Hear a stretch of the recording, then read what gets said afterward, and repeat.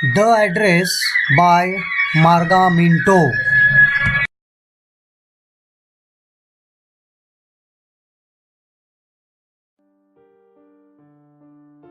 This is a very emotional story of the post-war situation in Holland.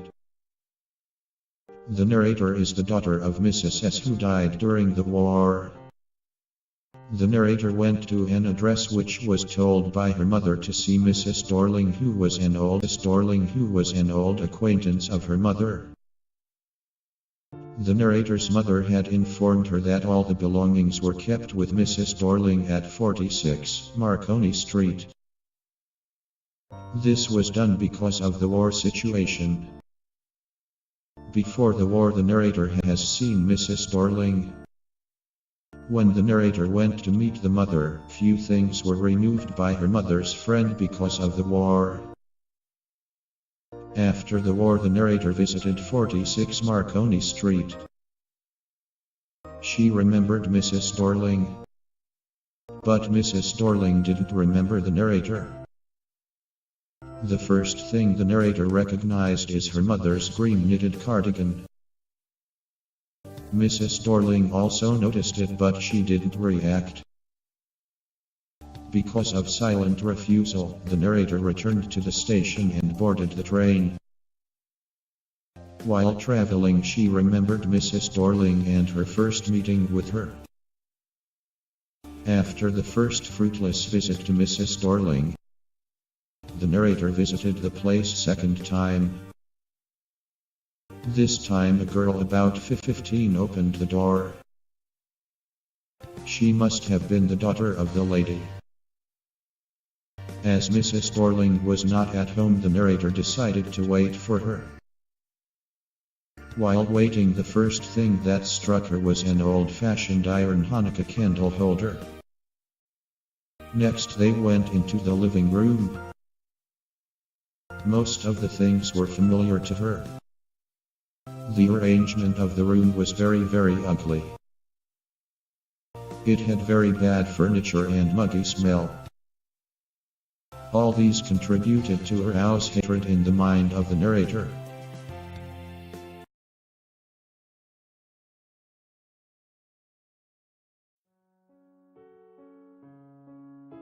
The next thing she saw was a woolen tablecloth.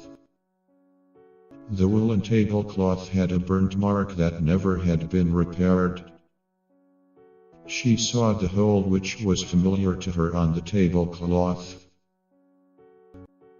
The girl offered the narrator tea in a white pot which had gold border on the lid. The narrator recognized the pot. Next time she saw was the box, an old-fashioned box. The girl herself showed the cutlery, that is spoon, fork, knives. All were made up of silver and everything belonged to her mother. The narrative was in trouble as she was disturbed.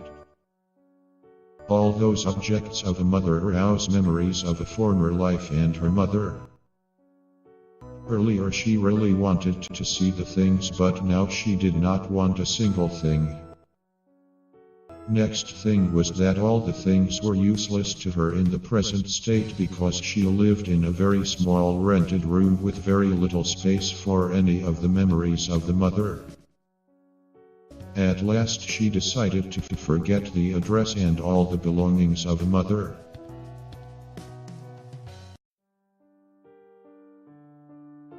Margaminto, the narrator. She was a girl of 15 or 17. Her family was Jewish and Hitler was planning to kill all the Jews in Germany, Holland, Austria, etc. Probably she was away from home. Mrs. S, the narrator's mother. S may be Susanna, etc. Mrs. Dorling, a very wicked, shrewd woman. She visited the narrator's mother saying that she was her classmate 8 years ago. We do not know if it was so or not. She offered to help the narrator's family by carrying their household utensils, furniture and all the other valuables. In fact, she had no intention to help the narrator's family. All she hoped was that the narrator's family die in the war and never return. The war was over and everyone except the narrator in the narrator's family was either deported, sent out of one's own country, or killed in the gas chambers. When the war was over and the Jews were feeling safe in these countries, Marga the narrator returned to her house, which was no more, and lived in a small hut. First visit the narrator traces Mrs. Dorling's No. 46 address to claim her family's property. Mrs. Dorling refuses to give way. Mrs. Dorling says she doesn't recognize the narrator, but the narrator recognizes her. It was now evident that Mrs. Dorling had betrayed the narrator's mother. Marga was terribly pinched, hurt, disappointed, and betrayed. She was turning away to go when someone appeared at the window. Probably it was Mrs. Dorling's daughter. She was asking, "Mom, who's there?" and Dorling gives a discouraging reply. That was how the first visit ended. Second visit, the narrator grew impatient after a while, so she decided to visit Mrs. Dorling once again. When she rang the bell at house number 46, Mrs. Dorling was away. Mrs. Dorling's daughter welcomed the narrator. The daughter had no idea how her mother had looted the utensils and furniture from the narrator's house. All that she knew was that her mother had bought these precious antiques on an auction. The daughter was proud of the expensive utensils and furniture. The narrator decides not to wait for Mrs. Dorling. She leaves the house. She forgets the address.